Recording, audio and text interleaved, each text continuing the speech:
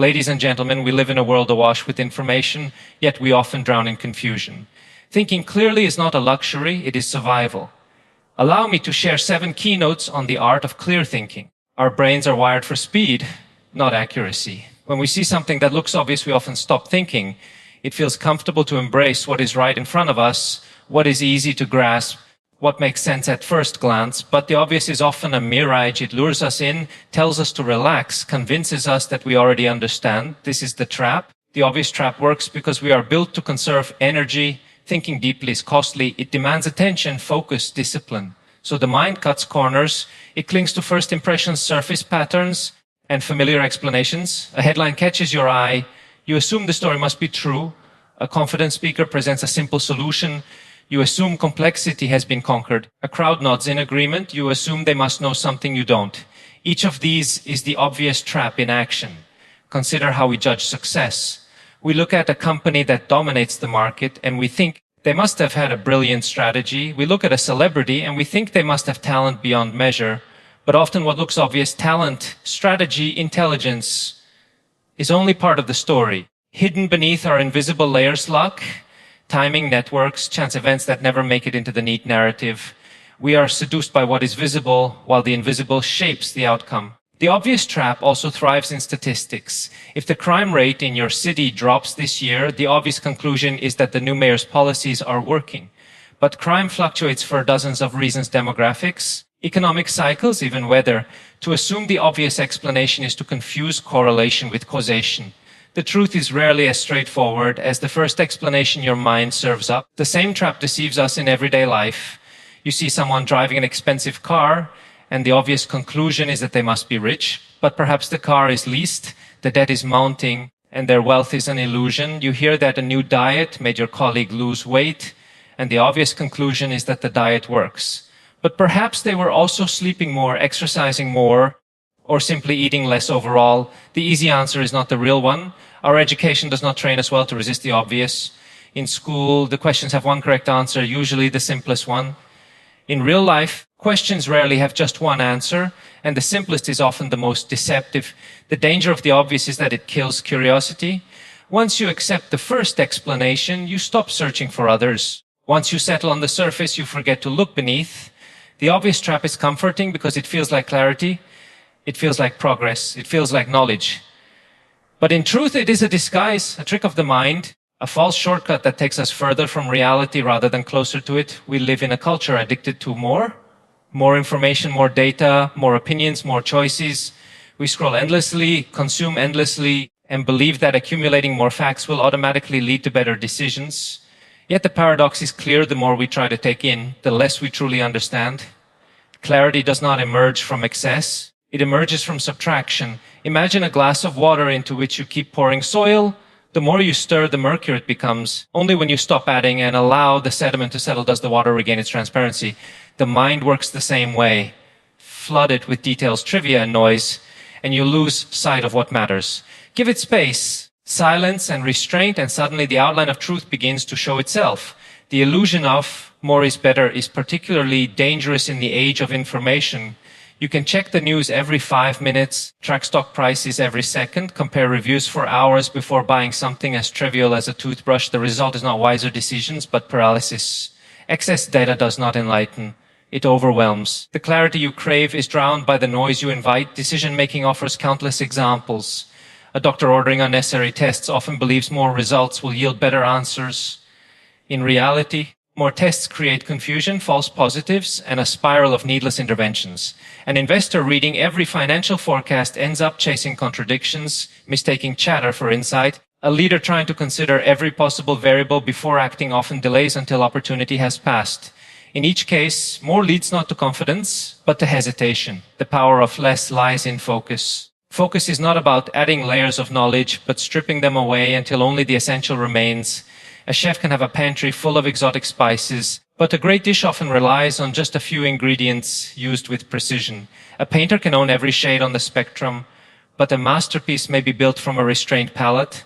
Thinking works the same way. The mind that edits ruthlessly, that cuts away clutter, that dares to ignore the non-essential, this is the mind that sees clearly. The human tendency to equate abundance with safety reinforces the trap.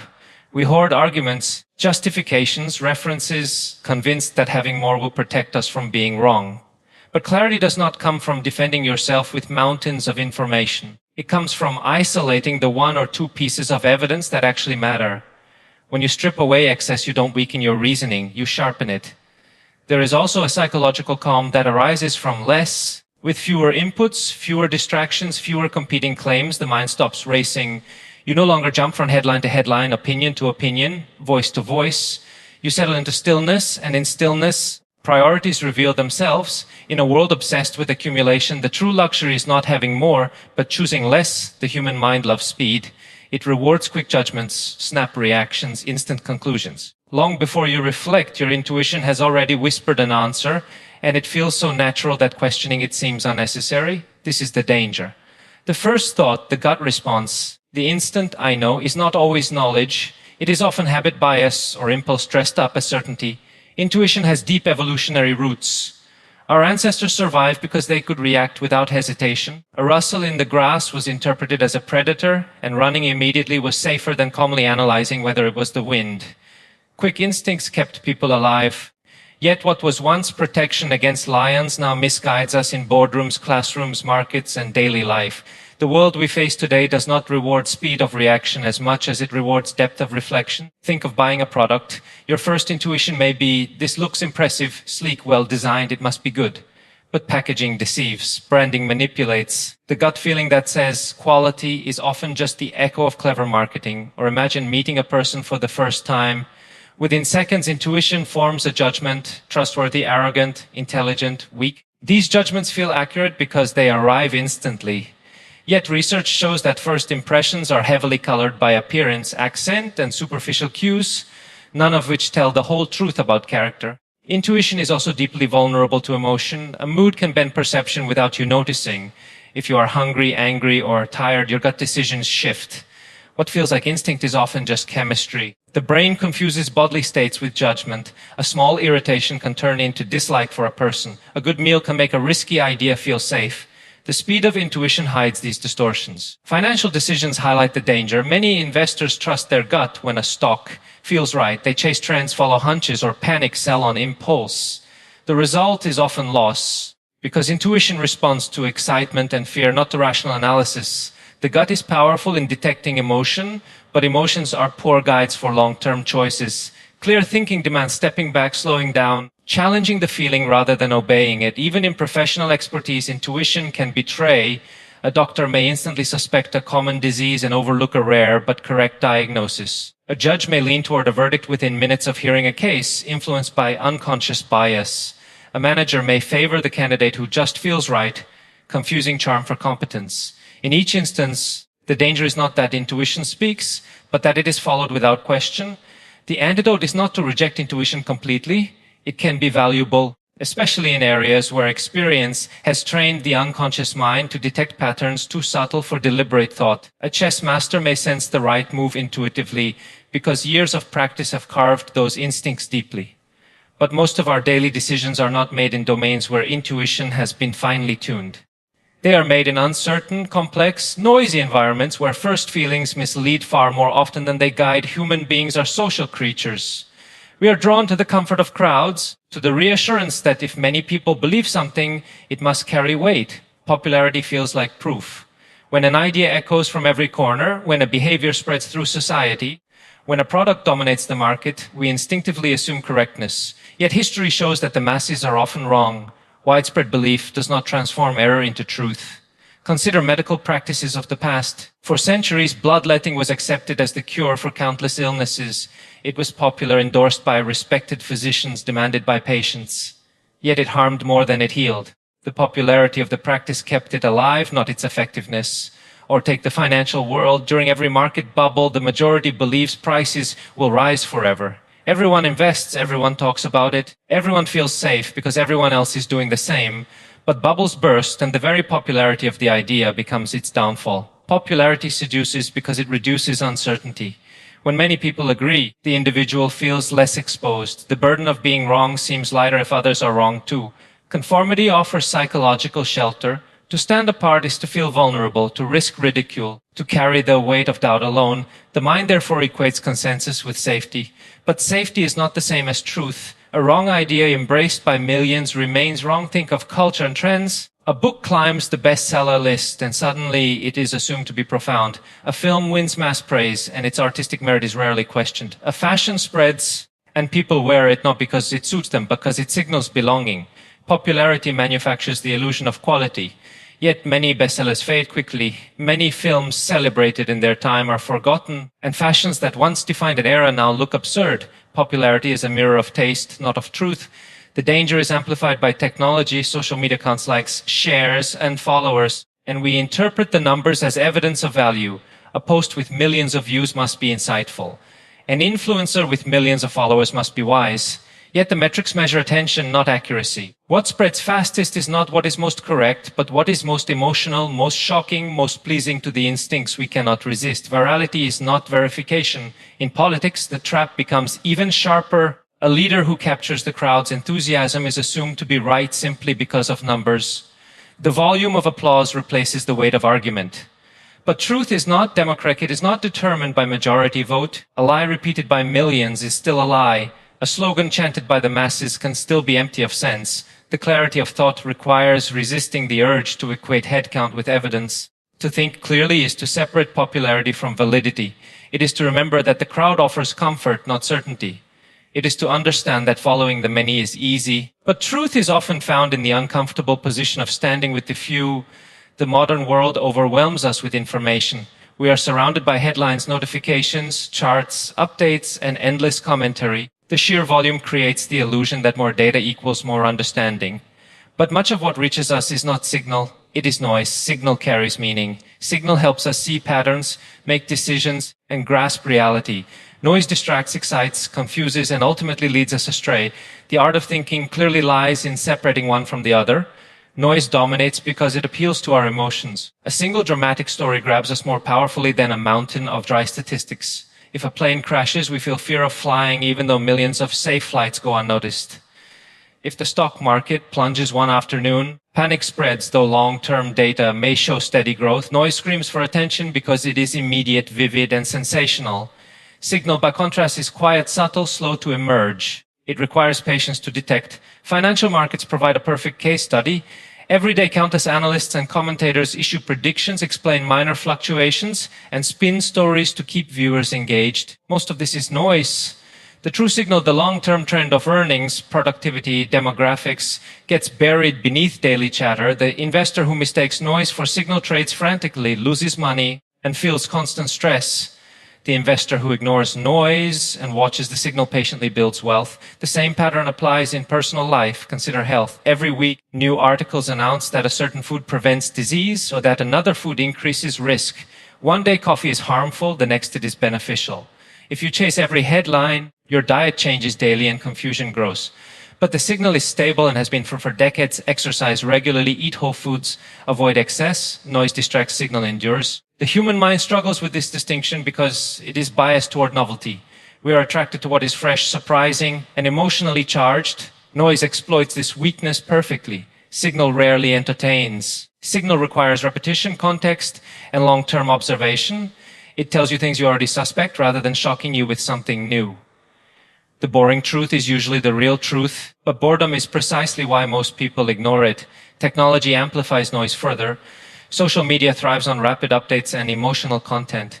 The algorithms reward what spreads fastest, not what matters most. A rumor, a joke, a scandal races across screens before facts have time to surface. Signal drowns in the flood of attention directed toward noise. The more we consume, the less clarity we achieve because we confuse visibility with importance. Learning to filter noise requires discipline.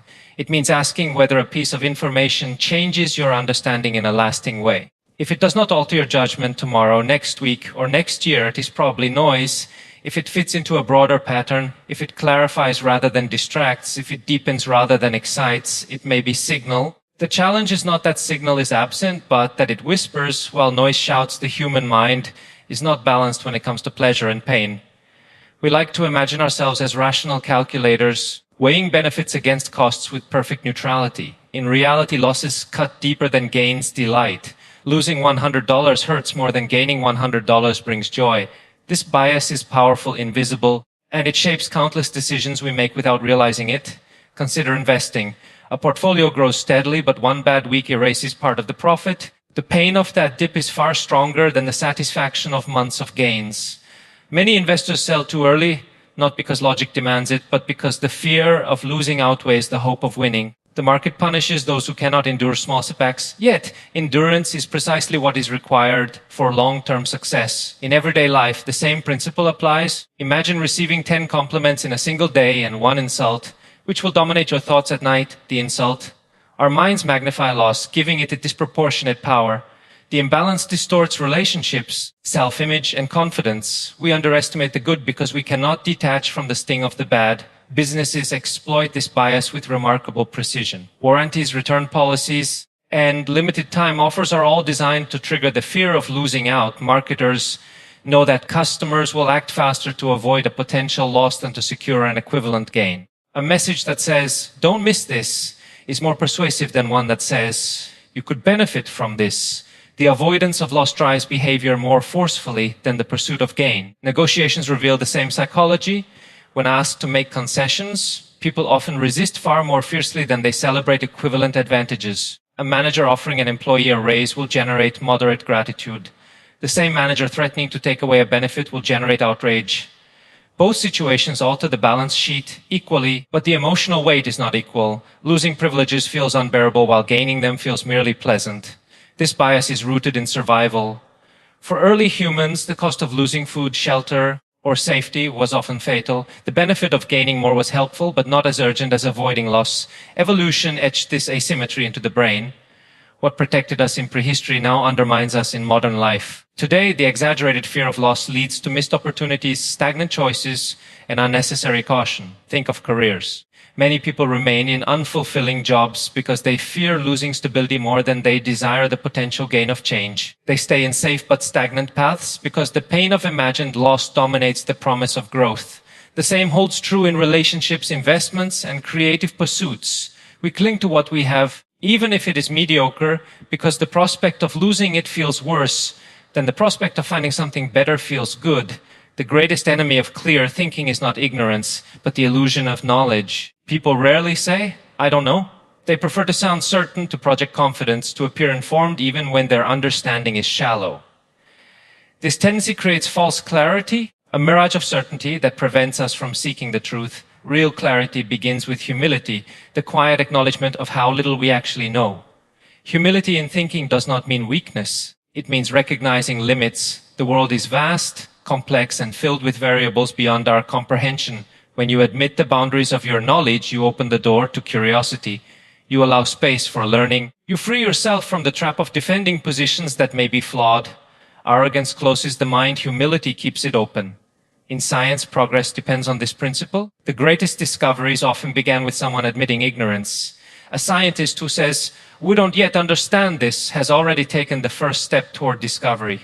By contrast, history is full of confident claims, later proven wrong: the certainty that the earth was flat, the conviction that diseases were caused by bad air, the belief that heavier than air flight was impossible. Each was defended with pride, and each crumbled when humility allowed new perspectives to emerge. The same principle applies to everyday decisions. A leader who pretends to know everything cannot adapt when reality proves otherwise. A manager who refuses to admit uncertainty makes reckless choices to preserve an image of control. A parent who insists on always having answers teaches children dogma instead of curiosity. The refusal to admit ignorance creates fragility because reality eventually exposes the pretense. Humility, by contrast, strengthens decision-making because it leaves room for correction. Humility also tempers overconfidence. Human beings consistently overestimate their abilities. How well they drive, how accurately they predict events, how much they understand a subject. This overconfidence leads to mistakes, wasted resources, and avoidable failures. Admitting "I may be wrong" or "I don't know enough" feels uncomfortable, but it shields us from rushing into poor choices. Overconfidence blinds, humility protects. Even in communication, humility is essential. When two people argue, each often assumes complete knowledge of the subject. The discussion becomes a contest of pride rather than a search for truth. If even one participant approaches the conversation with humility, asking questions instead of asserting, listening instead of attacking, the chance of mutual understanding increases dramatically. The willingness to be corrected is a strength, not a weakness. Humility is not the denial of knowledge. It is the recognition that knowledge is partial, incomplete, always evolving. Every answer raises new questions. Every conclusion contains conditions and limits. The world is not as simple as our minds would like it to be. Clarity requires constant adjustment, constant doubt, constant willingness to step back and reconsider. Only the humble mind can hold complexity without collapsing into dogma.